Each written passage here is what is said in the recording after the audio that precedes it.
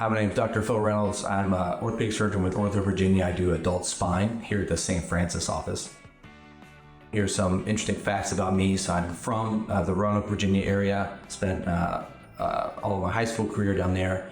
I went to University of Virginia for undergrad, went to MCV for medical school. After that, I did my orthopedic surgery training in UC Davis in California, and then spine fellowship training at Ortho Carolina in Charlotte, North Carolina, so a little closer to home. So it's nice to be back in Virginia. Outside of work, I spend a lot of time with my beautiful wife and two little baby boys. I've got one dog named Winston. Some of the hobbies that I do outside of work involve woodworking, which I picked up on in the last 5 or 6 years. And also play golf and tennis.